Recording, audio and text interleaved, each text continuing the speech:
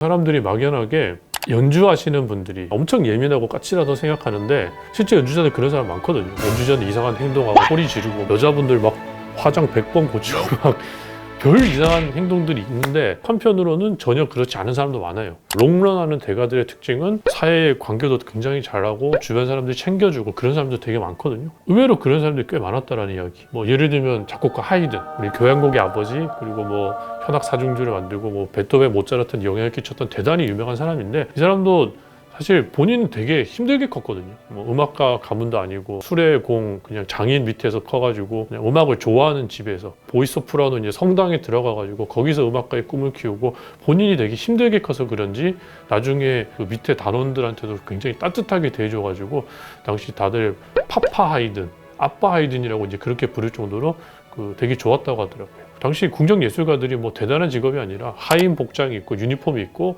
자유도 없이 공작이 가면 어디든지 따라다니고 약간 반하인이라고 보면 되죠. 하이든도 그랬었는데 되게 중요했던 재밌었던 이야기가 여름 별장에 가서 2달 넘게 3달이 지나고 4달이 지나고 가을이 되는데도 공작이 안 돌아오니까 단원들이 너무 힘든 거지. 언제 우리 돌아가시냐. 근데 말도 못하지. 불이익 당할까. 언제 잘릴지 모르니까. 근데 그 모습을 보고 하이든이 교향곡 45번이라고 고별 교향곡이라는 걸 만들어요. 그게 이제 연주하다가 연주자들이 촛불 끄고 하나씩 퇴장을 하거든요. 나머지 다 마지막 다 퇴장하는데 이게 일종의 말하자면은 우리 힘듭니다. 공장님 돌아갑시다. 이제 그런 의미인 거죠. 되게 하이든스럽게 멋지게 표현을 했죠. 그러니까 공작의 그 모습을 보고 저런 건방진 놈들 이렇게 하지 않고 아, 내가 너무 오래 있었네.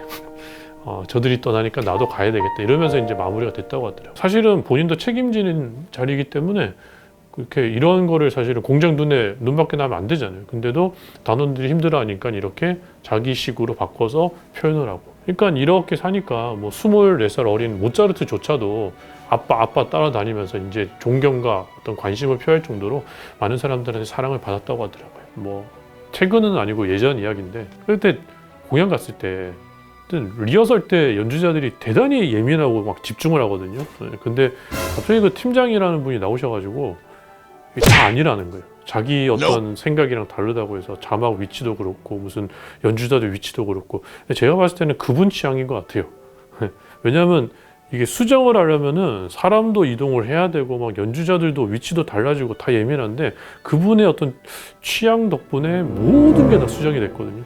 지금 이렇게 하소연하지만 그때는 그냥 웃으면서 뭐 감독님들도 다 얼굴 다 썩어가지고 막 다 바꾸고 있는데 그때 한 감독님이 저한테 와서 전 그때 처음 봤잖아요. 근데 저분만 없으면 됩니다.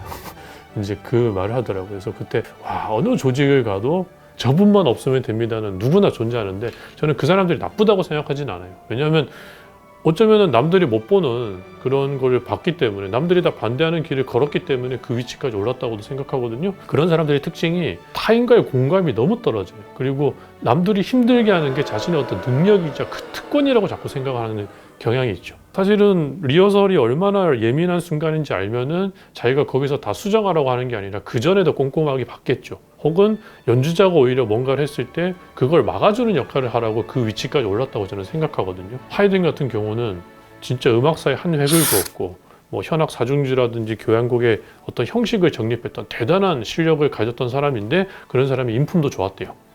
우리가 전부 하이든이 될 수는 없잖아요. 근데 개인적으로 인문학 강사로서 제 생각은 저분만 없으면 됩니다의 삶을 살면 너무 비참할 것 같아요. 차라리 실력은 조금 떨어지지만 사람들에게 아빠 소리를 듣고 저분과 함께 하고 싶습니다라는 게 훨씬 더 어떤 의미에서는 행복한 삶이고 전체 조직을 봤을 때도 사실은 굉장히 가치 있는 일이다. 그래서 저는 저분만 없으면 됩니다를 지향하지 말고 저분과 함께 했으면 좋겠습니다. 하이든처럼 그런 멋진 리더십이 존재한다. 그런 이야기를 오늘 여러분들께 해드리고 싶었습니다.